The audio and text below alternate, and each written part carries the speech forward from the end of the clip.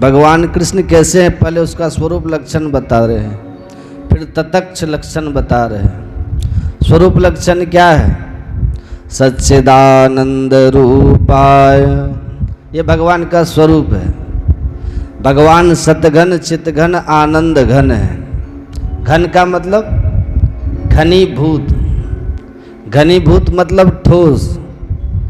भगवान विशुद्ध सत स्वरूप है। सत स्वरूप माने जिसमें असत का प्रवेश न हो, वो सतघन। चित कहते हैं ज्ञान को। भगवान चितघन माने ज्ञान घन है। ज्ञान घन करने का मतलब जिनके भीतर अज्ञान का किंचित भी प्रवेश न हो, वो ज्ञान घन। भगवान आनंद घन है। आनंद घन का मतलब जहाँ दुख क्लेश कष्ट का कोई प्रवेश न हो, तो भगवान आनंद सिंधु आनंद घन है। तो ये तीनों भगवान में पूर्णतः विद्यमान हैं, अन्य का कोई स्थान ही नहीं। इसलिए भगवान को सच्चिदानंद घन कहा जाता है। सतचित आनंद घन, ये तो हुआ भगवान का स्वरूप। फिर करते क्या है? तो तटस्थ लक्षण बतलाते हुए कहते हैं विश्वोत्पत्त्यादि हेतवे, ये सारा विश्व उन्हीं से उत्पन्न है। विश्वोत्पत्त्यादि, आदि में क्या मतलब? उत्पत्ति आदि। आदि का मतलब पालन और संहार। विश्वोत्पत्त्यादि हेतवे, विश्व की उत्पत्ति पालन और संहार। आदि शब्द में पालन और संहार आ जाता है। उन तीनों के जो हेतु हैं, कारण हैं, ऐसे प्रभु की शरण में जाने से लाभ क्या होता है? बोले तापत्रय विनाशाय, हम और आप तीनों तापों में तप रहे। तीनों ताप क्या है? आध्यात्मिक, आदि दैविक, आदि भौतिक। इसी को कहते हैं दैहिक दैविक भौतिक तापा। दैहिक ताप माने शरीर के ताप। शरीर का ताप दो प्रकार का होता है। दैहिक ताप, एक शारीरिक एक मानसिक। कुछ लोग शरीर से भयंकर रोगी होते हैं, चला फिरा नहीं जाता, तो शरीर के कष्ट से दुखी होते हैं। कुछ लोग शरीर से स्वस्थ रहते हैं परंतु मानसिक कष्ट से पीड़ित हैं। मन में कोई न कोई टेंशन लगा रहता है। टेंशन का मतलब समझते हैं? टेन माने 10, तो सन माने सूर्य। एक सूर्य तप रहा है, तपा रहे हैं तो हमारी खोपड़ी गर्म हो रही है, बाहर निकलना मुश्किल पड़ रहा है। एक सूरज का परिणाम यह है, तो जिसके भीतर हो टेंशन, 10 सूरज जिसके भीतर तपेंगे उस बेचारे का क्या हाल होगा। तो बाहर से लोग स्वस्थ हैं परंतु भीतर से भयंकर तप रहे हैं। कोई न कोई टेंशन लगा ही रहता। परंतु ये है दैहिक ताप, शारीरिक और मानसिक। और दूसरा है भौतिक ताप। भौतिक ताप माने खुद प्राणियों से, भूत प्राणियों से, सांप बिच्छू काट ले, शेर भालू हाथी जंगल से घर में आ जाए, तो जीव जंतुओं से जो कष्ट मिलता है उसको भौतिक ताप कहते हैं। महुप ने काट लिया, मधुमक्खी क्या बोलते हो, मुंह सूज जाता है, ये सब भौतिक ताप है। और तीसरा है दैविक ताप। भूकंप आ गया, घर हिल गया, ओलावृष्टि हो गई, फसल चौपट हो गई, बाढ़ आ गई, सब बह गया, ये सब दैविक ताप है। तो इन तीन तापों में सारे संताप आ जाते हैं। तो तापत्रय विनाशाय, इन तीनों प्रकार के तापों का जिनकी चरण शरण ग्रहण करते ही तत्क्षण निवृत्ति हो जाती है, तीनों ताप समाप्त हो जाते हैं। ऐसे गोविंद के पाद पद्मों में हम सब मिलकर के बारंबार प्रणाम करते हैं। बोल सच्चिदानंद भगवान की जय। व्यास नंदन भगवान सुखदेव जी जो जन्म लेते ही सन्यासी बन करके चले गए थे, ऐसे सर्वभूत हृदय सुखदेव जी के श्री चरणों में हमारा बारंबार प्रणाम। नेमि से सूतमासीन मभिवाद्य महामती तथामृतरसास्वाद कुशलः शान को प्रवीण। नेमिसारण्य में, जिस नेमिसारण्य एक जगह है, जितनी भी पुराणों की कथाएं हैं सब उसी पवित्र भूमि नेमिसारण्य से ही प्रारंभ होते हैं। जब चाहे वो सत्यनारायण की कथा क्यों न हो, सत्यनारायण की कथा का भी शुभारंभ वहीं से होता है। नेमिषे निमिष क्षेत्रे ऋषयः शौनकादयः। ये नेमिसारण्य क्या है? नेमिषे अनिमिषक क्षेत्र है, ध्यान से सुनिएगा। उसको अनिमिषक क्षेत्र कहते हैं। अनिमस, देखिए निमिष का मतलब जानते हैं? पलक जो झपकती है हमारी, ये इसको निमिष कहते हैं। इसको निमिष क्यों कहते हैं? निमि महाराज नाम सुने? सूर्यवंशी राजा हुए। नवम स्कंद में उसकी कथा है भागवत। निमि महाराज के, निमि महाराज बड़े प्रतापी थे, बड़े धर्मात्मा थे। और सूर्यवंश के गुरु जी हैं वशिष्ठ जी। तो वशिष्ठ जी के पास जाकर के बोले, गुरुदेव हमें एक विशाल यज्ञ करना चाहते हैं, आप कृपा करें वो यज्ञ संपन्न करवावें, हमारा मनोरथ सिद्ध करें। वशिष्ठ जी ने कहा, राजन हमारा स्वर्ग से देवराज इंद्र का बुलावा आया, हम उनके पास जा रहे हैं, उनसे मिलकर के जब लौटेंगे तब तुम्हारा यज्ञ हम संपन्न करवाएंगे, तब तक प्रतीक्षा करो। ठीक है महाराज, गुरुजी से ज़्यादा बोल नहीं सके और राजा महलों में चले गए। अब गुरुजी स्वर्ग चले गए इंद्र के पास। अब निमि के मन में ये विचार आया, शुभ संकल्प जो मन में आवे उसे जितना हो सके जल्दी संपन्न कर लेना चाहिए। तन्मे मन शिव संकल्प मस्तु, मन का कोई भरोसा थोड़ी होता है। आज आपका मन है कि ये करें, कुछ दिन हो गए सो ही मन बदल जाता है। हाँ इच्छा तो थी, परंतु अब तो ये प्रपंच आ गया, अब वो झंझट आ गया, इसलिए फिर कभी देखेंगे। अब फिर दोबारा मन होगा कि नहीं होगा, कि कब होगा कोई ठिकाना नहीं। आज शरीर का भी भरोसा नहीं, एक क्षण में कब जैसी आराम हो जाए। इसलिए शुभ संकल्प मन में आवे तो जितना हो सके जल्दी कर लेना चाहिए। यदि आपका कोई साथी विदेश चला जाए तो भी मन होता है कि न जाने कब लौट के आएगा, भरोसा नहीं। तो निमि महाराज ने भी सोचा ये विदेश नहीं, ये तो सीधे स्वर्ग गए हैं देवराज इंद्र के पास, और गुरुजी कब लौटेंगे ये कोई ठिकाना नहीं। अच्छा, हम लोगों का एक वर्ष और देवताओं के स्वर्ग का एक दिन होता है, समझ रहे हैं बात? हम लोग जिसे उत्तरार्ध कहते हैं, उत्तरायण, ये देवताओं का दिन है, और जो हम दक्षिणायन कहते हैं ये देवताओं की रात है। तो 6 महीने उत्तरायण और 6 महीने दक्षिणायन, तो हमारा 1 साल पूरा और उनका 1 दिन। तो गुरुजी गए हैं तो फिर वो उनका 1 दिन हमारा तो 1 साल में बीतेगा। अब कब लौटेंगे कोई ठिकाना नहीं। इसलिए उन्होंने अन्य आचार्यों का आश्रय लेकर के निमि महाराज ने अपना यज्ञ संपन्न करवाया, जो मनोरथ था पूरा कर लिया। आप विदेश से घूम के आए स्वर्ग से हमारे गुरुदेव वशिष्ठ जी। तो वशिष्ठ जी आते ही निमि महाराज के पास पहुंचे, बोले राजन ओ हम स्वर्ग से वापस आ गए, अब बोलिए यज्ञ कब करवा रहे हैं? तो निमि महाराज ने कहा, गुरुजी क्षमा कीजिए, हम तो यज्ञ करवा लिए। यज्ञ करवा लिए मतलब? अरे हम आपके पुरोहित हैं और हम आपको स्वीकृति देके गए थे कि हम लौट के तुम्हारा यज्ञ करवाएंगे, तो हमसे अनुमति लिए बिना तुमने अपने ढंग से यज्ञ कैसे करवा लिया? क्रोध आ गया वशिष्ठ जी को, ये तुमने हमारा अपमान किया है, अनादर किया है। एक बार जिस ब्राह्मण को न्योत दो, नारियल सौंप दो, बात पक्की कर दो, तो फिर उससे बिना अनुमति लिए कोई काम नहीं करना चाहिए, क्योंकि वो नौता हुआ ब्राह्मण बैठा है और तुमने तब तक किसी और को किसी कारणवश न्योत करके काम करवा लिया तो उसका मूड खराब हो ही जाएगा। अब वो भी उसमें पुरोहित वशिष्ठ जी तो पहले पुरोहितों का बड़ा महत्व होता था, कुल पुरोहित का।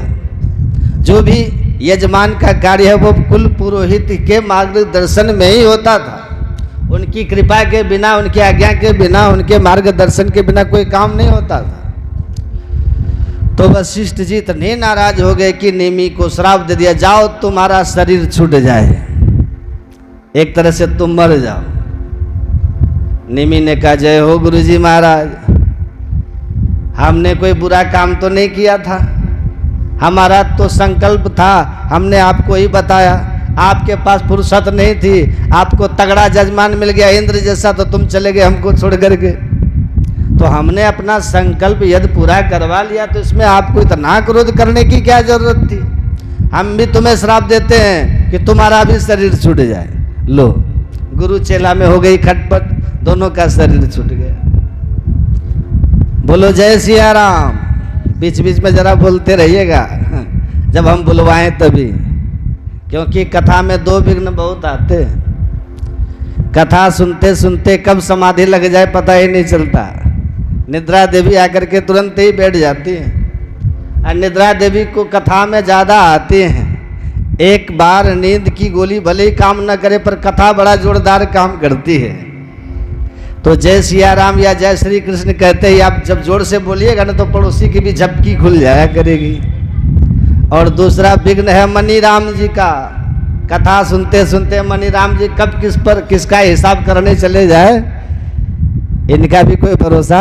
1 मिनट में इधर से उधर भाग जाता है ये मन। तो मनी राम जी भागने न पाए और निद्रा देवी यहाँ आने न पाए। इन दोनों का एक ही उपाय है कि बीच बीच में कुछ बोलते जाइए, जय सिया राम। तो मैं निवेदन कर रहा था कि दोनों गुरु चेला में साबासापी हो गई, दोनों का शरीर छूट गया। तो बाद में गुरु जी ने तो दूसरे रूप में अपना शरीर धारण किया, दूसरा शरीर धारण किया। निमि महाराज जो थे जिनका शरीर छूटा, वो पलकों में विराजमान हो गए। कहाँ? पहले तो मंथन किया, मंथन करने से जो बालक पैदा हुआ उसका नाम जनक पड़ा। जनक माने पिता होता है। तो उस बेटे का बाप कौन हुआ? वो तो अपने शरीर से ही प्रकट हुआ था, इसलिए उनका नाम जनक पड़ा। और इस कुल में जितने भी राजा हुए वो सब जनक ही कहलाए। बहुला, सुजन, शिरध्वज, धर्मध्वज, कुशध्वज, ये सब जनक जी की परंपरा के हैं। राम जी जिन जनक जी के यहाँ जाके धनुष तोड़ के जानकी जी के साथ विवाह रचाए, उन जनक जी का नाम था शिरध्वज महाराज। जनक तो प्रत्येक राजा के सामने जैसे गोत्र लगाया जाता है परंपरानुसार, ऐसे सबके नाम में जनक लगा और सब जनक के नाम से ही जाने गए। परंतु मूल नाम उनका था शिरध्वज महाराज, शिरध्वज जनक। और जनक की बेटी होने के नाते जानकी नाम पड़ा, वैसे उनका नाम सीता था। उसी प्रकार हमारे कृष्ण कन्हैया भी द्वारकाधीश बन के जनक जी के घर गए थे, आगे प्रसंग में हम सुनाएंगे। तो जिन जनक जी के यहाँ द्वारकाधीश कृष्ण गए, उन जनक जी का नाम था बहुला स्वजन। इस प्रकार से इस परंपरा में जितने भी राजा हुए सब जनक के नाम से ही जाने गए। परंतु जो जिनका शरीर छूटा था वो निमि महाराज थे। वो निमि महाराज सबकी पलकों में विराजमान हो गए, इसलिए इनका नाम निमिष पड़ गया।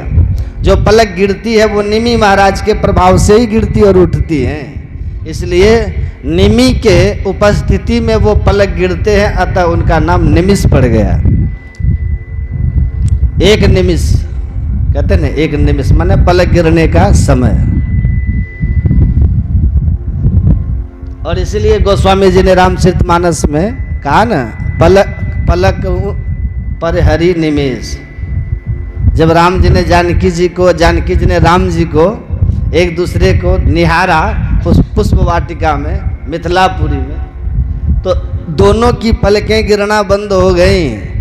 पलकन हूँ परिहरी निमेष, दोनों की पलकें निमिष रहित हो गई, माने गिरना उठना बंद हो गया। अब पलक निर्निमेष नयनों से निरंतर एक दूसरे को निहारने लग गए।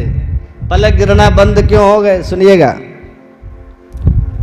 अब इस पर भी आचार्यों ने कहा, बोले भाई जानकी जी कौन है? जनक वंश की बेटी है। निमि महाराज के वंश में जानकी जी हुई है। अब वो पहली बार अपने प्रियतम को निहार रही है। तो भैया जब बेटा बहू या बहू बेटा, दामाद या बेटी दामाद मिल रहे हो तो बूढ़े बुजुर्गों को वहाँ से हट जाना चाहिए। तो निमि महाराज ने देखा हमारे कुल की कन्या अपने प्रियतम को प्रथम बार निहार रही हैं, ऐसे प्रसंग में हमारा रहना ठीक नहीं। तो जो निमि महाराज पलकों में बैठे थे वो इस स्थान छोड़ के चले गए। और जब निमि महाराज चले गए तो पलकों का गिरना उठना बंद हो गया और पलक हो गए, है ना। पलक हूं न परिहरी निमेश, इसलिए पलक गिरना बंद हो गया। और उस भूमि का नाम है नेमिसारण। नेमिसे निमिषत क्षेत्रे अनिमिषक क्षेत्रे नेमिसे ऋषयः शौनकादयः। शौनक है आदि में जिनके ऐसे 88,000 महात्मा वहाँ इकट्ठे हुए। अरण्य कहते हैं जंगल को, वो पहले जंगल ही था। तो 88,000 महात्मा जब इकट्ठे हुए तो एक विचार, किस विषय पर? बोले चलो कोई लंबा चौड़ा सत्संग सत्र किया जाए। कितने दिन का सत्संग होना चाहिए? बोले 1000 वर्ष का होना चाहिए। अब हम लोगों की तो 100 साल की पूरी उम्र ही नहीं है, तो 7 दिन का समय हमारे लिए पर्याप्त है। अब वो महात्मा लोग जो इकट्ठे हुए थे वो 50-50 हजार 10-10 हजार वर्ष की उम्र वाले महात्मा थे। तो दीर्घायु संपन्न महात्मा थे, इसलिए बोले 1000 वर्ष का सत्संग होना चाहिए। तो भैया 7 दिन की कथा के लिए हम लोग कितना खोजबीन कर रहे हैं कि कौन सी जगह बढ़िया होगी जहाँ 7 दिन आनंद से कटे। तो जब 1000 वर्षों का सत्संग सत्र है तो कितना विचार किया जाएगा कि 1000 वर्ष तक कोई विघ्न बाधा न आवे, ऐसी कोई जगह चुना जाए। तो बुद्धि काम न करे कि कौन सी पवित्र जगह है जहाँ 1000 वर्ष का सत्संग चले। तो कुछ गणमान्य ऋषियों को नियुक्त किया गया कि आप बता लगाओ। और महात्मा लोग सीधे विधाता ब्रह्मा जी के पास ब्रह्मलोक में पहुंच गए। ब्रह्मा जी ने स्वागत किया, ये पधारी, कैसे आना होगा? तो ब्रह्मा जी से कहा महाराज हम 1000 वर्ष का सत्संग सत्र चलाना चाहते हैं, तो कौन सी भूमि परम पवित्र होगी वो कृपा करके आप बताइए, यही जानने के लिए आए। तो ब्रह्मा जी चूंकि सृष्टि करता है, सारी सृष्टि उन्हीं की रची हुई है, तो ब्रह्मा जी ने एक चक्र का निर्माण किया और कहा कि देखो हम इस चक्र को छोड़ रहे हैं, तुम इसके पीछे पीछे चलो और इस चक्र में जो नेमी लगी है वह चक्र की नेमी जिस स्थान पर चल के रुक जाए वही भूमि परम पावन पवित्र है, ये जान लेना। जैसे आजकल भी बहुत से शोधकर्ता विद्वान होते हैं ना, बहुत से लोग कहते हैं हम कुआं खुदवाना चाह रहे हैं महाराज, ये बताओ कहाँ पानी निकलेगा। तो वो लोग भी नारियल के माध्यम से और कई उपकरण होते हैं जिसके माध्यम से घूम करके पता बता देते कि देखो यहाँ पर पानी निकलेगा, हमारा यंत्र बता रहा है कि यहाँ पर्याप्त जल है। तो जैसे यंत्रों के द्वारा जल का पता चल जाता है, ऐसे ही ब्रह्मा जी के बनाए चक्र के द्वारा पवित्र भूमि का पता लग जाएगा। आप इसके पीछे पीछे चलिए। तो ब्रह्मा जी का भेजा हुआ चक्र चला, अब पीछे पीछे महात्मा चले। चक्र घूमते घूमते भारत भूमि पर आया और जैसे ही भारत भूमि से चलते चलते उस अरण्य में, अरण्य माने जंगल, उस वन में जाकर के वह चक्र एक पवित्र भूमि पर आकर के उस चक्र की नेमी उस अरण्य में आकर के रुक गई, इसलिए उसका नाम पड़ गया नेमिसारण्य। बोलो जय सिया राम। तो चक्र की जो नेमी है जिस अरण्य में जाकर के गिरी उसी का नाम नेमिसारण्य। चूंकि चक्र वहाँ गिरा है इसलिए उसको चक्र तीर्थ भी कहते हैं। आपने कभी गया होगा तो देखा होगा, जहाँ पर चक्राकार चक्र की आकृति का ही वो जल है जो घूमता रहता है, इसलिए उसमें स्नान करने का एक बहुत महत्व भी है। वह परम पावन पवित्र तीर्थ है नेमिसारण। बोले चक्र तीर्थ की, नैमिषारण्य की। तो वहां पर 88,000 ऋषियों ने अपना अपना डेरा जमा लिया। बोले बस निर्णय हो गया, भूमि यही होगी, निश्चित है। तो सूत जी महाराज को व्यासपीठ पर बरगद के नीचे विराजमान कर दिया गया। वो व्यास गद्दी कहलाए। यहाँ पे अभी भी व्यास गद्दी बनी है, और वो तो वेद व्यास धाम है। वो तो परम पूरा नैमिषारण्य भूमि परम पावन वेद व्यास जी की ही भूमि है वो। तो एक विशिष्ट बट की छांव में व्यासपीठ बना दी गई, और वहाँ पर 88,000 महात्मा इकट्ठे होकर के बैठ गए। देखिए आजकल के युग में तो यंत्र की प्रधानता है, माइक है, सब सुविधाएं हैं, परंतु उस समय तो ये सब यंत्र नहीं थे। इसलिए अरण्य को चुना गया। क्यों? क्योंकि जंगल की विशेषता आज भी, जहाँ घोर जंगल हो, आप जोर से आवाज लगाओ तो दूर तक आवाज गूंज जाती है। तो जंगल में कथा कहने से माइक की जरूरत नहीं पड़ी। शांत चित्त होकर के संत बैठते थे, दूर दूर तक आवाज अरण्य की वजह से, जंगल की वजह से गूंजती थी। दूसरी बात, बरगद के नीचे कथा हुई, क्योंकि बरगद पूरा पंडाल का काम करता है।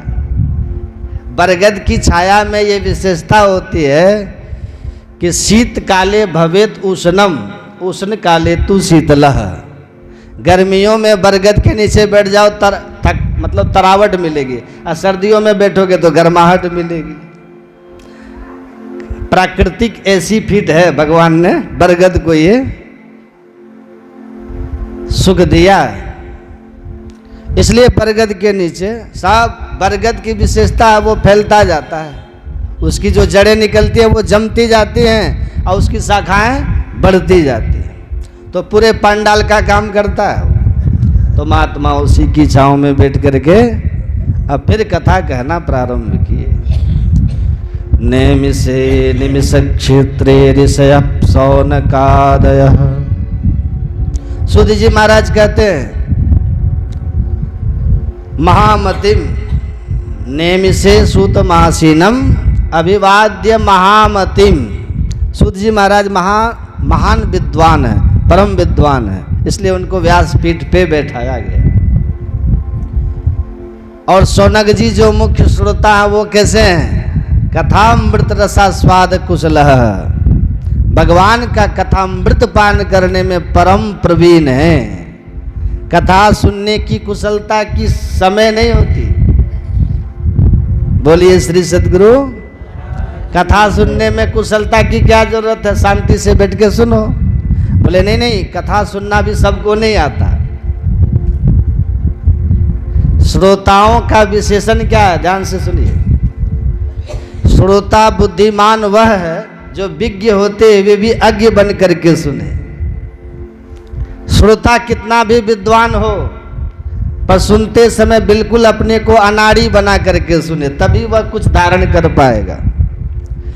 श्रोता के मन में ये भाव यदि है कि मैं बहुत पढ़ा लिखा हूँ, मैंने इतनी कथाएं सुनी, मैंने इतने ग्रंथ पढ़े, तो वक्ता के श्रवण में उसकी जिज्ञासा और धारण करने की मनस्थिति कम होगी, बल्कि परीक्षा लेने की मनस्थिति ज़्यादा होगी। तो वो परीक्षक बन करके न सुने, बल्कि कोई कितना भी बड़ा विद्वान हो, जब ध्यान से सुनेगा तो कुछ न कुछ उसे अवश्य प्राप्त होगा। हनुमान जी महाराज को देखिए, सकल गुण निधान है। किसी भी व्यक्ति में सकल गुण नहीं होता, एक गुण पर ही व्यक्ति बुझ जाता है। आप में कोई एक गुण आ जाए तो गुणाः पूजा स्थानम गुणेषु नचलिंगम नचवयः। समाज में गुण की पूजा होती है, व्यक्ति की पूजा नहीं होती। आप में कोई भी एक गुण बढ़िया है तो संसार के लोग आपका सम्मान करेंगे। ये बड़े सुंदर गायक हैं, ये बहुत बढ़िया वादक हैं, ये बहुत अच्छे विद्वान हैं। कोई भी गुण एक हो तो गुणाः पूजा स्थानम, पूजा का स्थान कौन है? गुण। पर हनुमान जी में एक गुण नहीं है, सकल गुण निधानम। जितने दिव्याति दिव्य गुण है हनुमान जी में ये साथ विराजमान है। पहलवानों की बात करो तो अतुलित बल धामम, कितना बल है, कोई तराजू नहीं है जो तोल सके। अतुलनीय बल के भंडार हैं। और जो ज्यादा पहलवान होते हैं, बलवान होते हैं, वो बहुत अधिक बुद्धिमान नहीं मिलेंगे आपको। पहलवान व्यक्ति बुद्धिमान नहीं मिलेगा। अब बुद्धिमान व्यक्ति पहलवान नहीं मिलता। परंतु हनुमान जी पहलवानों में अतुलित बल धाम है और सकल गुण निधान है। अब बुद्धिमानों की बात करो तो बुद्धिमताम वरिष्ठम, बुद्धिमानों में परम वरिष्ठ है, श्रेष्ठ है। पढ़े लिखे विद्वानों की बात करो तो ज्ञानी नाम अग्रगण्यम, ज्ञानियों में भी अग्रगण्य है। और प्यारे प्रभु के भक्तों की बात करो तो रघुपति प्रिय भक्तम, ठाकुर जी के सबसे लाडले प्यारे दुलारे भक्त भी हैं। अंत में गोस्वामी जी को कहना पड़ा, आपके एक एक गुण हम कब तक गिनाएं सरकार। सकल गुण निधानम, दिव्याति दिव्य समस्त गुण आप में एक साथ विराजमान है, ऐसे हनुमान जी। परंतु इतने विद्वान और सकल गुण निधान होकर के भी जहां जहां राम जी की कथा होवे सबसे पहले दौड़ के सुनने के लिए आसन जमाते हैं। यत्र यत्र रघुनाथ कीर्तनम तत्र तत्र कृतमस्तकांजलि, वाष्पवारि परिपूर्ण लोचनम मारुतिम नमत राक्षसांतकम। जहाँ कहीं भी प्रभु के गुण गाए हनुमान जी सबसे पहले श्रोता बन के विराजमान हो जाते हैं। बोलो आज तक कोई ऐसा वक्ता है जो हनुमान जी को ऐसी कथा सुनाए जो हनुमान जी न सुनी हो? ये तो अनादिकाल जब से पैदा हुए तब से कथा सुन रहे। अब भगवान की कथा ही इनका आहार है। प्रभु चरित्र सुनवे को रसिया, प्रभु चरित्र सुनवे को रसिया, प्रभु चरित्र सुनवे को रसिया, राम लखन सीता मन बसिया, रामचरित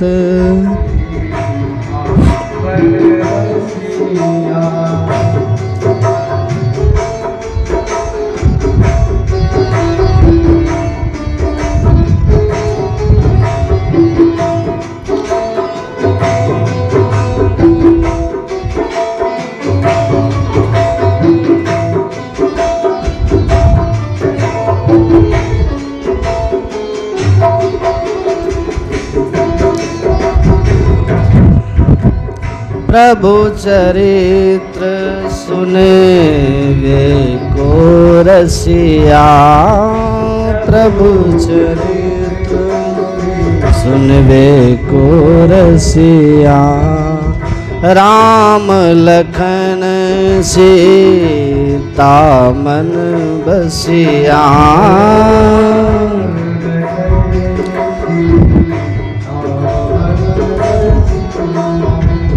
प्रभु चरित्र सुनवे को रसिया, प्रभु चरित्र सुनवे को रसिया, राम लखन सीता मन बसिया, राम लखन सीता मन बसिया। तो भगवान के चरित्र सुनने के परम रसिक हैं हनुमंत लाल जी महाराज, इसी में रसास्वादन करते हैं। तो कहने का मतलब हनुमान जी की तरह हमको भी सुनना सीखना चाहिए कि हमको थोड़ा भी ज्ञान हो जाए तो ज्ञान के अभिमान में हम हर किसी को सुनना नहीं चाहते, ही हमको क्या सुनाएगा। हनुमान जी सकल गुण निधान होते हुए भी सुनने को भागते हैं। वक्ता को ये कभी नहीं भूलना चाहिए कि जहाँ प्रभु की कथा होगी वहाँ हनुमान जी अवश्य विराजमान होंगे। और हनुमान जी जब कथा सुनते हैं तो वक्ता को भी सावधान होकर सुनाना चाहिए, कहीं कोई अशास्त्रीय बात न निकल जाए जो हनुमान जी को बुरा लग जाए। उनका मूड खराब हो गया तो बोलो वक्ता का क्या हाल करेंगे। हैं काल नेमी ने कथा सुनाई हनुमान जी को, तो हनुमान जी तो कथा के प्रेमी तो सुनने बैठ गए, पर काल नेमी ने जब गड़बड़ करने की कोशिश करी कि पहले दीक्षा लो, सो हनुमान जी ने उठा करके जो पटका वो तो मकड़ी ने सावधान कर दिया।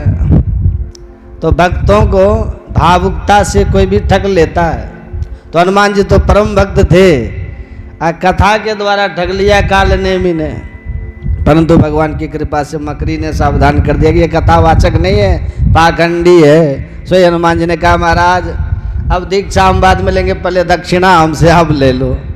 सो हनुमान जी ने पूंछ में लपेट करके जय सिया राम कर दिया, काल नेमी को पूरी दक्षिणा दे दिया एक साथ। बोलिए श्री।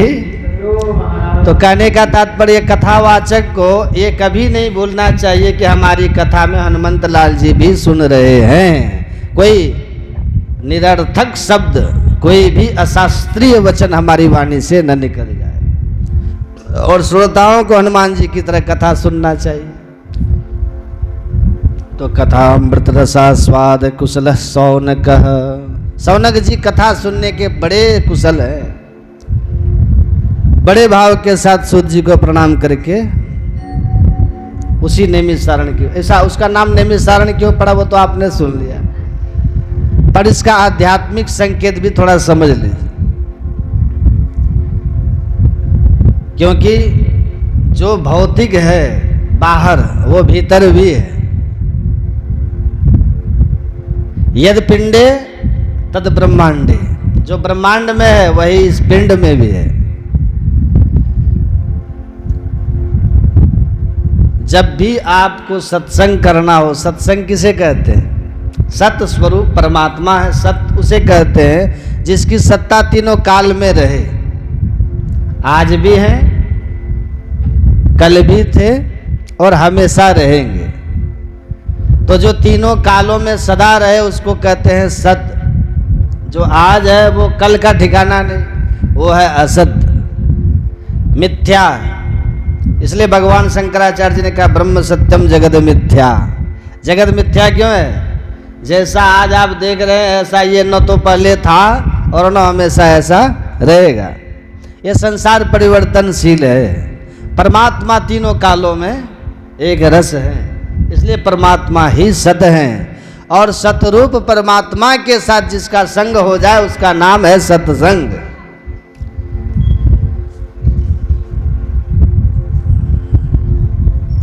संग में और साथ में भी अंतर है, ध्यान से सुनिएगा। हम और आप साथ साथ बैठे हैं, है ना? साथ और संग में अंतर क्या है? जो शरीर के पास बैठे उसका नाम साथ, हम और आप साथ साथ बैठे। पर जो तुम्हारे मन में बैठ जाए उसका नाम है संग। जो व्यक्ति या जो वस्तु तुम्हारे मन में बैठ जाए उसे आपका संग हो गया। जैसे हम और आप साथ साथ बैठे हैं। अच्छा, आप गंगा जी नहाने गए और आप में से कोई वहां मिल गया और उसने कहा महाराज पहचाना हमको, तो हम कह सकते भैया क्षमा करना हम नहीं पहचाने आप। अरे महाराज 3 घंटे तुम्हारे सामने बैठे रहे फिर भी नहीं पहचान पा रहे।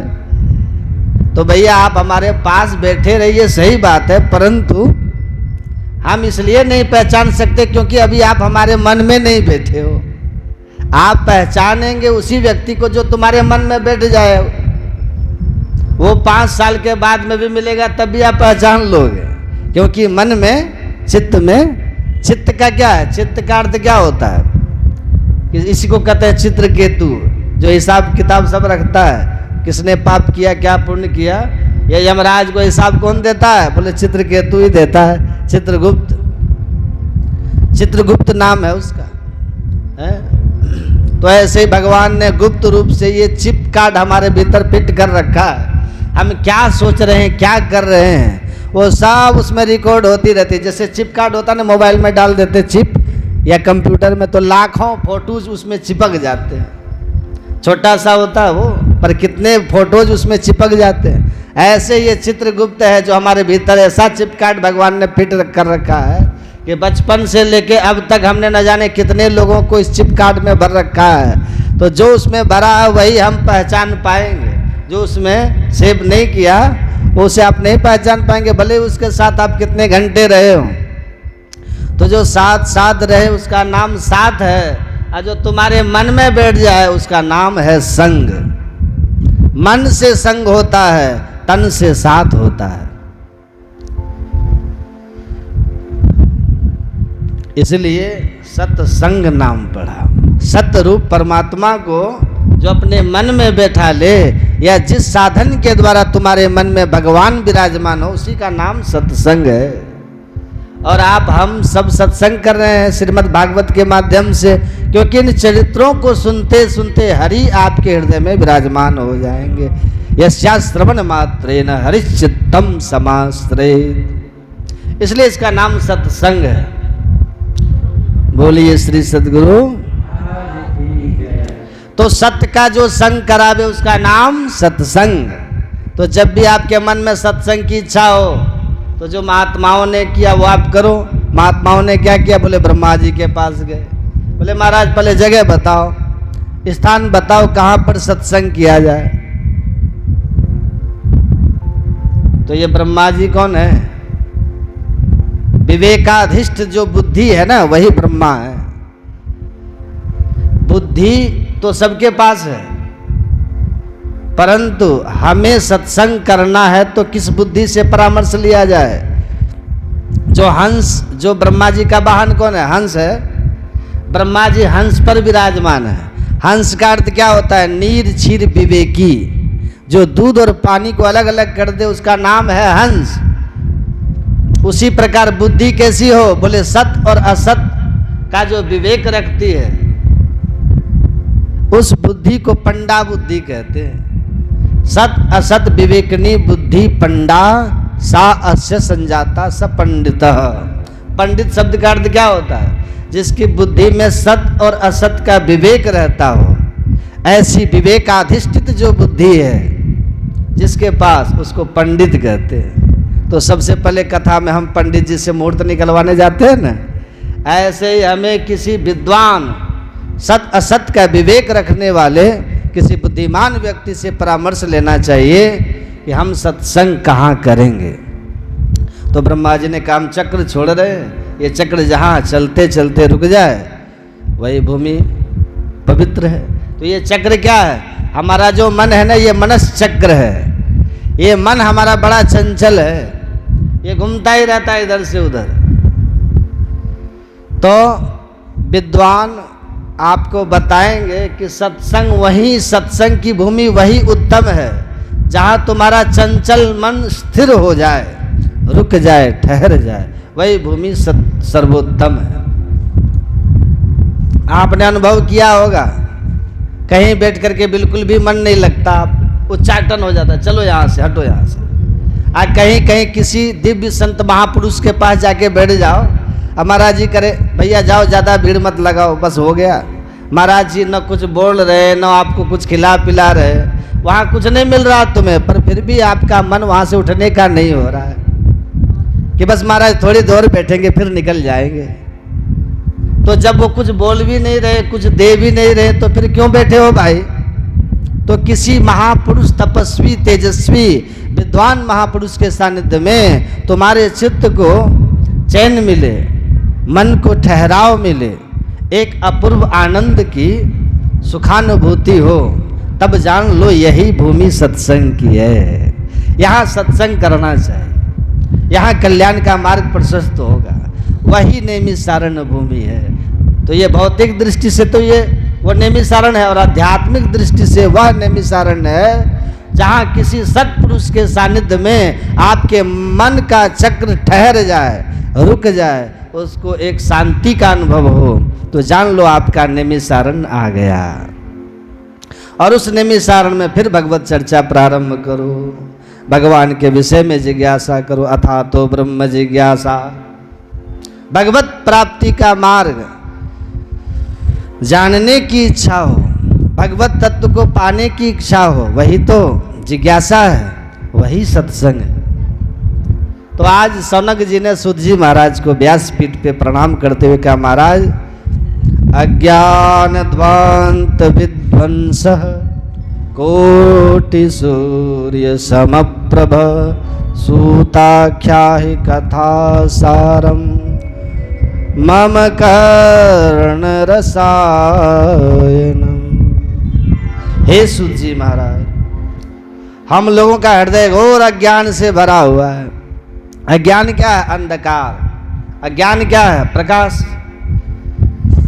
तो सरकार हमारा हृदय तो अज्ञान के अंधेरे से भरा है और आपके पास करोड़ों सूर्य के समान दिव्य ज्ञान का प्रकाश है। इसलिए हे सूत जी महाराज, अपने ज्ञान का प्रकाश वाणी के द्वारा हमारे कर्ण गुहरों में डाल दीजिए, ताकि हमारे जन्म जन्मांतर का अंधकार हृदय से मिट जाए। अज्ञान ध्वांत विध्वंस, अज्ञान रूपी अंधकार को विध्वंस कीजिए अपने ज्ञान के प्रकाश से।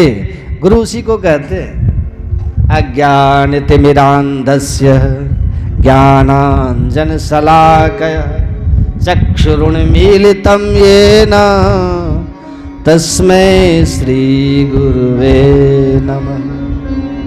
जो तुम्हारे अज्ञान के अंधकार को मिटा के तुम्हारी आंखों में ज्ञान का अंजन लगा दे, वही सच्चा गुरु है। गुरु में 2 अक्षर हैं। अब वो गु का मतलब होता है अंधकार और रू का अर्थ होता है प्रकाश। गुकार अंधकार स्यात् रुकारस्तन्निरोधकः अंधकार प्रकाशत्वाद गुरु इत्यभिधीयते। जो हमारे अज्ञान के अंधकार को मिटाकर हमारे भीतर ज्ञान का प्रकाश भर दे, उसी का नाम गुरु है। तो आपके ऊपर गुरुदेव भगवान की विशेष कृपा है महाराज, इसलिए आपको सारे रहस्य मालूम है, इसलिए आपके पास ज्ञान का भंडार है।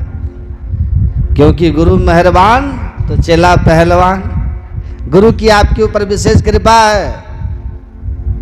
संसार में बहुमूल्य रत्न होते हैं, मणियां सबसे ज्यादा महत्व गुण मानी जाती है, मणि। पर मणियों में भी भेद होते हैं, सीमंतक मणि, चिंतामणि, कौस्तुभ मणि। तो एक चिंतामणि होती है। चिंतामणि का मतलब उस मणि को अपने सामने रख करके जिस वस्तु का चिंतन करो वही वस्तु तुम्हारे सामने प्रकट हो जाएंगे। ऐसे एक है कल्प वृक्ष। श्रोता यदि श्रोता तो वक्ता फिर वक्ता, श्रोता यदि सोता तो वक्ता फिर बकता। इसलिए सोना नहीं है, ध्यान से सुनिए। इसलिए वक्ता को कथा तो श्रोता कहलवाता है। सौनक जी देखिए, वक्ता के प्रति जब श्रद्धा होती है ना, बड़ी जिज्ञासा के साथ श्रोता सुनता है ना, तो वक्ता के हृदय में अपने आप भावों का संचार होने लगता है, उत्साह बढ़ने लगता है। तो सौनक जी के इस जिज्ञासा से सूत जी बड़े खुश हुए। महात्माओं सावधान तया सुनो, मैं जो सुना रहा हूँ सब शास्त्रों का सार है, सावधान होकर के सुनना। काल ब्याल मुख ग्रास त्रास निर्नाश हेत श्रीमद् भागवतम शास्त्रम कलहू कीरेन भासुतम। सूत जी कहते हैं, सनकादि ऋषियों, ये सारा संसार एक न एक दिन काल के गाल में जाने वाला है। काल ब्याल मुख ग्रास, ब्याल मतलब सर्प, काल रूपी महासर्प के मुख में संसार के समस्त जीव धीरे धीरे चले जा रहे हैं। हम कहते हैं हम 50 साल के हो गए, हम 55 साल के हो गए, हम 60 साल के हो गए। बड़े नहीं हो गए, आपकी उम्र घट गई। आपकी उम्र के जितने वर्ष थे उनमें इतने कम हो गए, तो बड़े हो गए कि घट गए। काल ब्याल मुख ग्रास, धीरे धीरे चले जा रहे हैं हम काल की तरफ। इसलिए इसका नाम संसार है। संसार का अर्थ जानते हो? संसरती इति संसारः। संसरती माने जो सरकता जाए, जो सरकता जाए, और उसका नाम संसार। हमारे देखते देखते संसार कहाँ से कहाँ सरक गया। जो वयोवृद्ध लोग हैं उन्होंने देखते देखते कितना परिवर्तन देखा। हमने अपने जीवन में, हर व्यक्ति देख लो, हम छोटे से बच्चे थे, देखते देखते जवान हो गए, फिर बुढ़े हो जाएंगे। है? ये परिवर्तन हो रहा है कि नहीं? हर क्षण परिवर्तन हो रहा है, क्योंकि हर क्षण हर वस्तु संसार की सरक रही है, बदल रही। फिर पूछा, अरे दादाजी नजर नहीं आ रहे जो पिछले वर्ष आए थे यहाँ? बोले साहब वो तो 1 महीना पहले ही सरक गए। तो सरकते सरकते एक दिन काल के मुख में सब सरक जाते हैं, इसलिए इसका नाम संसार है। धीरे धीरे सरक रहा है, पता ही नहीं चल रहा। जैसे ट्रेन होती है ना, धीरे धीरे चलती है, स्टेशन आता है तो अपने अपने नए नए यात्री चढ़ते जाते, पुराने उतरते जाते। ऐसे संसार की रेलगाड़ी चल रही है। दादाजी चले गए, नाना जी चले गए। जीवन तो भैया एक रेल है, जीवन तो भैया एक रेल है, कभी पैसेंजर कभी मेल है हो।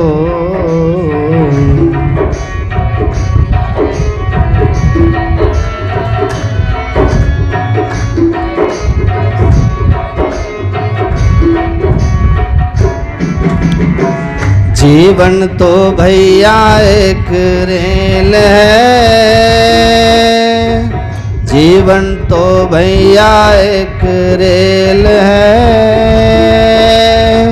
कभी पैसेंजर कभी मेल है ओ।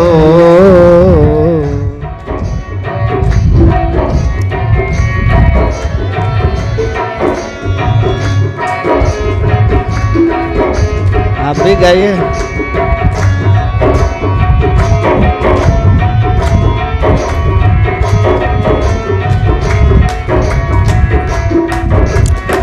सुख दुख की पटरी पे दौड़ लगाती है,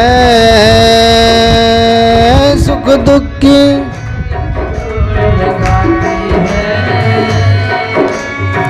मंजिल तक हमको ये पहुंचाती है ओ। सुख दुख की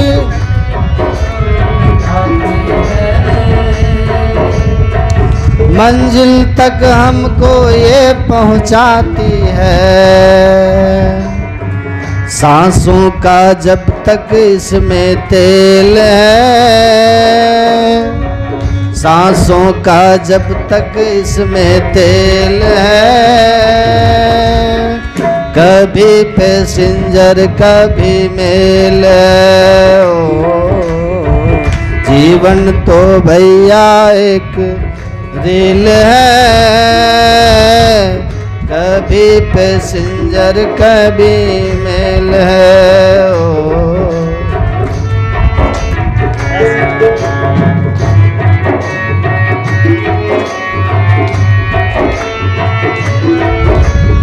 नीचे नीचे कीजिए, टेढ़ा कीजिए, टेढ़ा।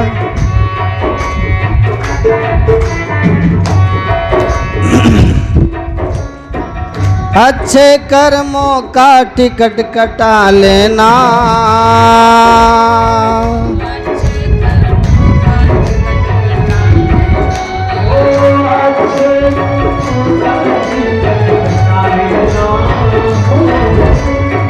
मांगे जो टीटी तो दिखला देना ओ। अच्छे कर्मों का टिकट कटा लेना, मांगे जो टीटी तो दिखला देना। बिना टिकट तो सीधी जेल,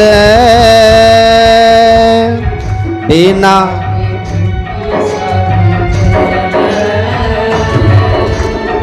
कभी पैसेंजर कभी मेल है ओ। जीवन तो भैया एक रेल है, कभी पैसेंजर कभी मेल है ओ।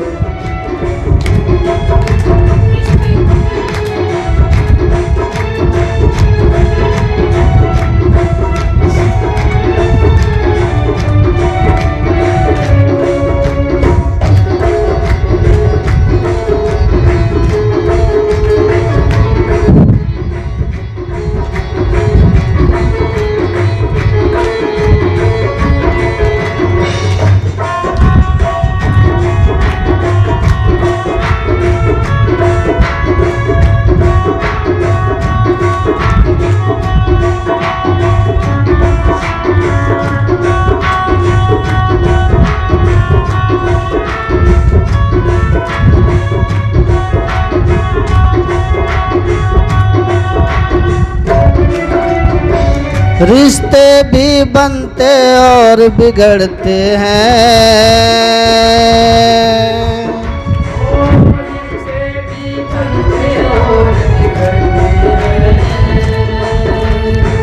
यात्री भी चढ़ते और उतरते हैं। ओ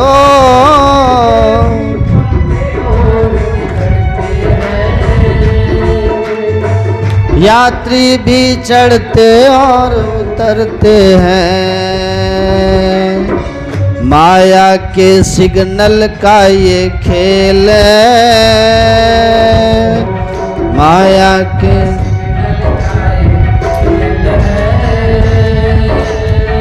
कभी पैसेंजर कभी मेल है। ओ जीवन तो भैया एक रेल है, कभी पैसेंजर कभी मेल है। ओ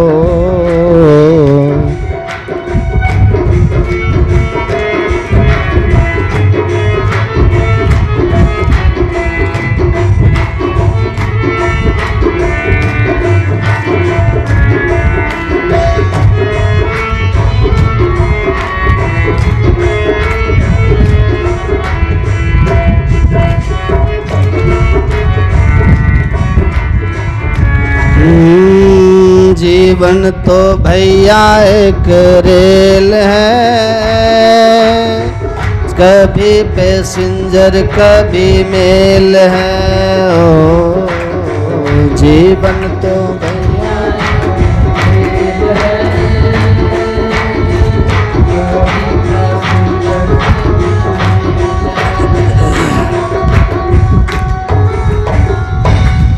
ऐसे संसार की रेलगाड़ी चल रही है। दादाजी चले गए, नाना जी चले गए, है ना। पुराने यात्री थे, जब उनका स्टेशन आया तो निकल गए।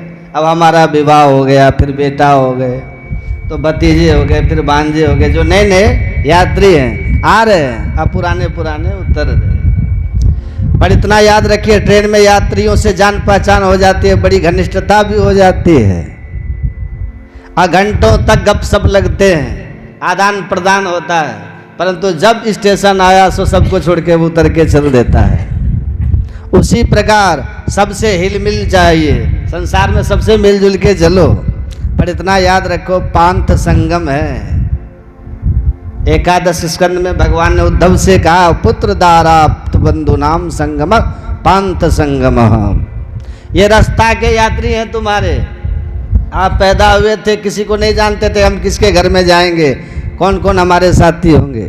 पैदा होने के बाद ही परिचय हुआ सबसे आपको, है। उसी प्रकार जब ट्रेन में आप चढ़ते हो, किसी आपको नहीं मालूम किस किस यात्रियों के साथ आप यात्रा करोगे।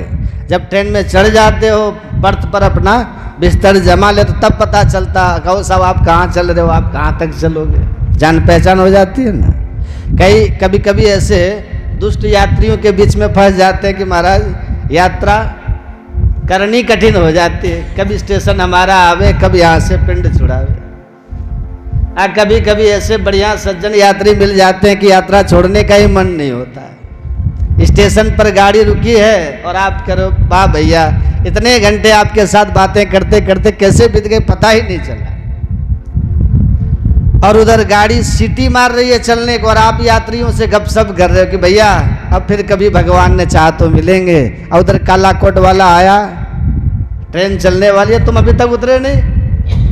आपका एक एक उठा के सामान फेंकेगा और तुम्हें भी उतार के अलग कर देगा, और नहीं तो जुर्माना लगा देगा। उसी प्रकार ये संसार की गाड़ी चल रही है, नए यात्री आ रहे हैं, पुराने उतरते जा रहे हैं।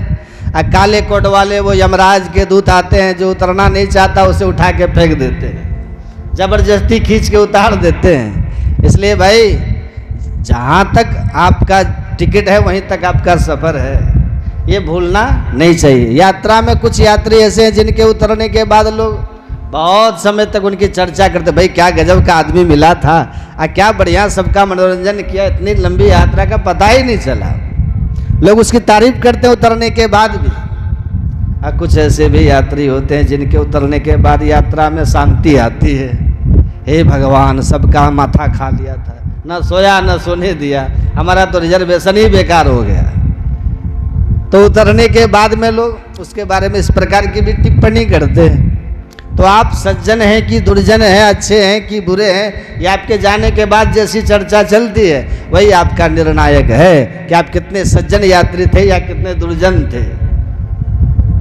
तो ये संसार की यात्रा में अच्छे बुरे सब हैं, पर अच्छे हों तो अब बुरे हों तो आप वहीं तक यात्रा करोगे जहां तक का आपका टिकट है। इसलिए बुरे हो तो उनसे समय काट लो, अच्छे हो तो भी आसक्ति किसी में नहीं रखना, क्योंकि छोड़ना तो सबको ही पड़ता है। यह विवेक जो अपने पास रखते हैं वो यात्रा बड़ी मस्ती के साथ करते हैं। जिनको ये विवेक नहीं होता वो यात्रा में बहुत परेशान रहते हैं। एक बात और कहें, यात्रा में जितना कम सामान होता है ना उतनी यात्रा बढ़िया होती है। बहुत सामान बटोर के जाओगे तो टेंशन में रहोगे, बर्थ पे सो तो रहे, अरे वो फलाना सामान है कि नहीं, अब देखो वो उठा के तो नहीं ले गया उसे, उसमें बहुत सामान रखा है। ज़्यादा सामान रखने वाले को टेंशन हो जाता है, चैन की नींदें सफर में भी नहीं आती, परेशान बहुत होता है। उसी प्रकार महात्माओं के पास कोई सामान नहीं होता, बड़े मस्त होते करके यात्रा करते हैं। जंगल में भी कुटिया में तान दुपट्टा सोते हैं, खर्राटे बजाते, कोई टेंशन नहीं होता, उनके पास कोई सामान ही नहीं। पर जिन जिन के पास जितना ज़्यादा सामान होता है उनको उतना ही ज़्यादा टेंशन भी होता है। वो सफ़र आनंद के साथ सुखपूर्वक, सुख की सामग्री से बहुत होती है, सुख की सामग्री बहुत होगी पर बेचारे सुखी नहीं हो पाते। बढ़िया सुंदर भव्य भवन में सुंदर पलंग पर लेटे जरूर हैं, फिर भी नींद की गोली खानी पड़ रही है उनको, नींद नहीं आती, क्योंकि सामान बहुत ज़्यादा है, इसलिए टेंशन भी ज़्यादा है। तो महात्मा लोग इस रहस्य को जान जाते, इसलिए सब सामान छोड़ छाड़ के, मनु महाराज चक्रवर्ती सम्राट थे कि नहीं। आज भी जहाँ से मनु शत्रुपा से मानव सृष्टि का विस्तार हुआ है, हम सब मनु के बेटा हैं, इसलिए तो मानव कहलाते हैं। हमें मानव क्यों कहा जाता है? क्योंकि हम मनु की संतान हैं, मनु शत्रुपा। परंतु होई न विषय विराग, भवन बसत भा चौथपन, हृदय बहुत दुख लाग। मन में बड़ा दुख, क्या हमारा जीवन व्यर्थ चला गया, राजा बन करके भागा दौड़ी करते रहे, सीमाओं की सुरक्षा में लगे रहे, अब पूरा समय भागा दौड़ी में ही बिता दिया। ओय न विषय विराग, विषयों से विराग अपने आप नहीं होते। भवन बसत भा चौथपन, जीवन का चौथा चरण आ गया, माने बुढ़ापा आ गया, पर विषयों से वैराग्य नहीं हुआ। कितने माल छाने पर खाने की इच्छा खत्म नहीं हुई। अब वो तो परिस्थिति ने, प्रकृति ने ऐसी व्यवस्था बना रखी है कि तुम खा ही नहीं सकते, तभी आप छोड़ पाओगे, नहीं तो ये जीवा देवी छोड़ना नहीं चाहती। तो विषयों से अपने आप वैराग्य नहीं होता, करना पड़ता है। तो मनु महाराज चक्रवर्ती सम्राट, सारे सुख सुविधाओं हैं उनके महलों में, परंतु अंत में जब जीवन का सार समझ में आया कि सामान ज़्यादा होगा तो फिर चैन से सफ़र नहीं हो पाएगा, सबको लात मार दी, सब छोड़ छाड़ के इसी वहीं नेमि सारण में चले गए।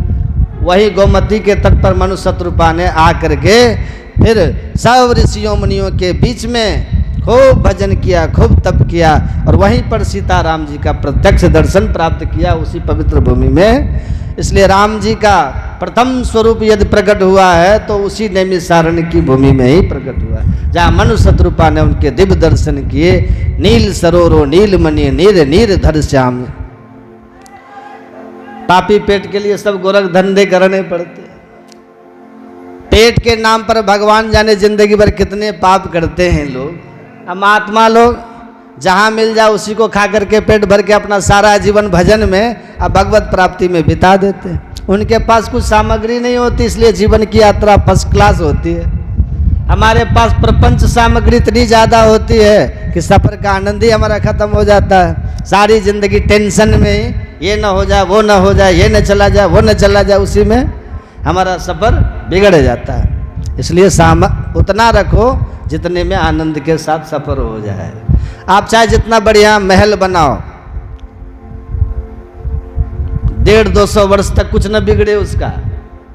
आपने तो अपनी मानसिकता से खूब 200 साल के लिए बना लिया या 100 साल के लिए बनाया, परंतु 50 साल में ही आपका बेटा जब पढ़ लिख करके कुछ बन गया तो देखो दोनों स्थिति में वो टूटना है।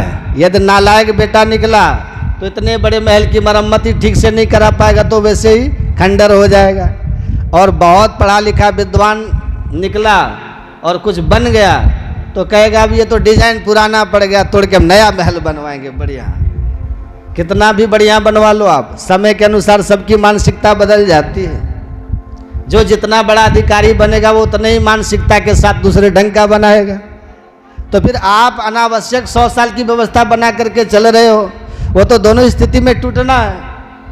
इसलिए आप उतना ही विवेक पूर्वक कार्य करो जितना आवश्यक है संसार में रहने के लिए। अनावश्यक आप कितना भी टेंशन पाल के जो ये आयोजना 100-200 साल की बना रहे हो उसका कोई प्रयोजन नहीं। अपना मनुष्य जीवन इस प्रपंच के लिए नहीं, मानव जीवन भजन करण के आवागमन से छूटने के लिए मिला है। बड़े भाग्य मानुष तन पावा। तो भजन के लिए जो मानव तन मिला था वो हमने भोजन में ही व्यतीत कर दिया। आहार निद्रा भय मैथुन में तो पशु पक्षी भी बड़े प्रवीण होते हैं, फिर हमारी क्या विशेषता रही।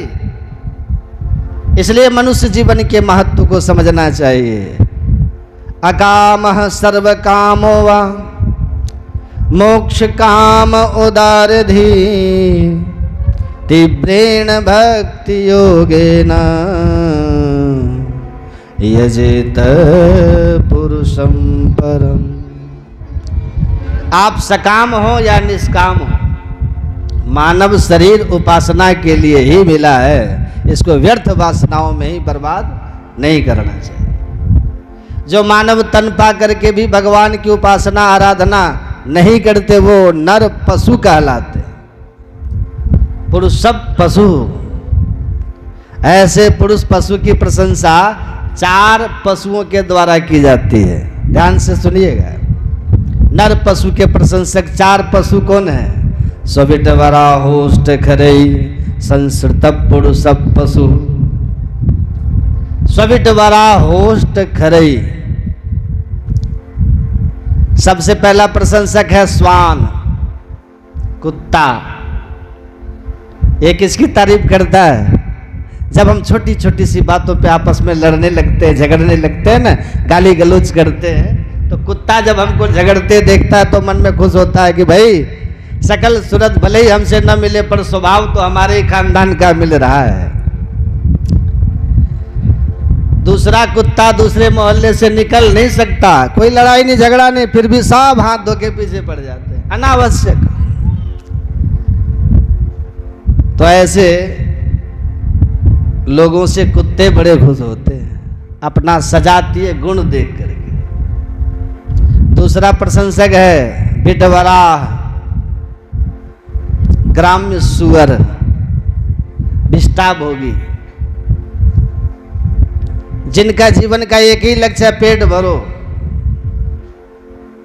कहीं से भी मिले, कुछ भी मिले, कैसा भी मिले, झूठ बोल के मिले, धोखा दे के मिले, ठग करके मिले, पट पेट भरे। खाते खाते अन्न से पेट भर गया तो चारा खाने लगे, कोयला खाने लगे, जो मिल जाए सभी खा जाए। ऐसे लोगों को देख करके बिटवराह कहता भाई हम भी पेट भर रहे और ये भी पेट भर रहे।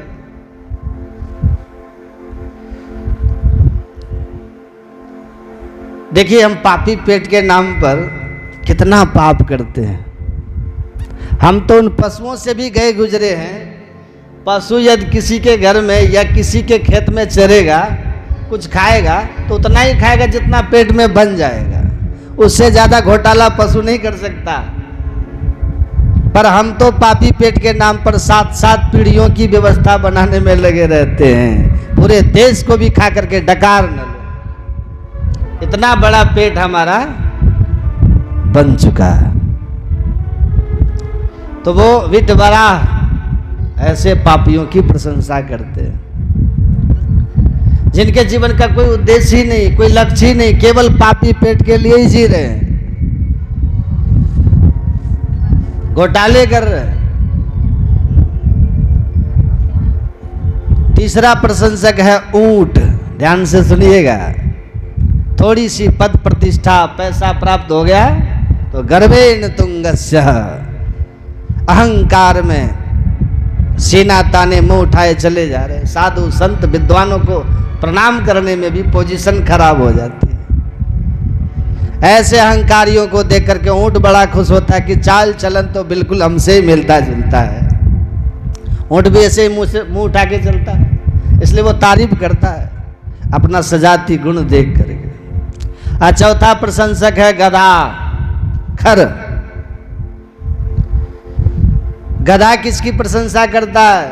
गधा के समान परिश्रमी कोई नहीं है। कितनी मेहनत करता है गधा, मिट्टी धोता है, ईंट धोता है, जो लाद दो सब धोता रहता है, जिंदगी भर धोता है। पर जिसके लिए वो इतना जीवन भर परिश्रम किया, वही एक दिन जब वो उसकी सामर्थ्य नहीं रह जाती ढोने की, तो डंडा मार के भगा देता है। क्यों? ये गधा अब ढोने लायक नहीं रहा, तो मार के भगा देता है। आज तक किसी गधे को कोई पुरस्कार नहीं मिला कि वाह भैया तुम जैसा मेहनती कोई नहीं। इतना परिश्रम करने के बाद भी बेचारा गधा का गधा ही रहा, कोई सम्मान कोई पुरस्कार नहीं मिला। तो गधा भी कहता है जैसे हम बाल ढोते रहे वैसे तुम भी ढोते रहो। जिंदगी भर जिनके लिए बाल ढोगे, कोई तुम्हें धन्यवाद या तुम्हारा ऋणिया बनने वाला नहीं है, बल्कि जब उनका बाल ढोने में अक्षम हो जाओगे तो वही धक्का मार के भगा देंगे। जाओ पिताजी हरिद्वार या वृंदावन में जाकर के भजन करो, रात भर खांसते हो, न सोते हो, न सोने देते हो, पूरे घर में अशांति तुम्हारे कारण से। तो जिसने जीवन भर घर का भरण पोषण करके आपको लालित पालित करके तुम्हारे जीवन का बोझा ढोया, वही हमको बोझा लगने लगते। यदि ऐसा नहीं होता तो वो वृद्धाश्रम नहीं खुलता। सामर्थ्यवान होकर के भी संतान आज माता पिता को बोझा समझ के घर से बाहर निकाल देती है। जब माता पिता ही बोझा लगते हैं तो गौ माता को कौन संरक्षण देगा, कौन सेवा करेगा? जब जन्म देने वाली माता की सेवा नहीं हो पाती। इतनी स्वार्थ की पराकाष्ठा पे हम लोग पहुंच गए। तो गधा कहता है कि हमने भी बहुत ढोया, तुम भी ढो, परिणाम किसी को नहीं मिलने। अंत में यही कहेंगे तुमने हमारे लिए किया ही क्या है। बोलिए श्री सद्गुरु। तो ऐसे नर पशुओं की ये चार पशु प्रशंसा करते हैं। सबिट बरा होस्ट खरई संस्कृत पुरुष पशु। इसलिए मानव जीवन केवल खाने पीने सोने के लिए नहीं है। जिस उद्देश्य से प्रभु ने दिया है उस लक्ष्य को मत भूलिए। जीवस्व तत्व जिज्ञासा। जीव का उद्देश्य तत्व को जानना है। खाना पीना आहार निद्रा भय मैथुन पशु में मनुष्य में बराबर है। उससे ऊपर उठ के यदि आपने कुछ अपने नहीं सोचा, नहीं जाना, तो नर में और पशु में क्या अंतर रह गया? ज्ञाने नहीं ना या धर्मे नहीं ना पशु भी समाना। इसलिए मनुष्य जीवन के महत्व को समझना चाहिए। तो सूत जी महाराज से जब प्रश्न किए शौनकादि ऋषियों ने, तो सूत जी महाराज ने कहा इस संसार में हर प्राणी काल के गाल में जाने वाला है। उस काल के भय को मिटाने के लिए ही श्रीमद् भागवतम शास्त्रम कलौ कीरेन भासितम। काल भय को मिटाने के लिए श्रीमद् भागवत शास्त्र का प्राकट्य हुआ। बोल भागवत भगवान की। देखिए, मृत्यु में इतना कष्ट नहीं है जितना कि मृत्यु पर विचार करने से भय उत्पन्न होता है। एक न एक दिन मरना है, ये सब जानते हैं। परंतु यदि आपसे कोई ये कह दे डॉक्टर कि आपकी नब्ज देख के और आपके लक्षणों को देख करके मैं गारंटी से कह सकता हूँ 1 हफ्ता से ज़्यादा आप जिंदा नहीं बचोगे। 1 सप्ताह के आप मेहमान हो तो फिर सोचिए आपका क्या हाल होगा। यदि पता न चलता तो 7 दिन कम से कम चैन के काट भी लेते।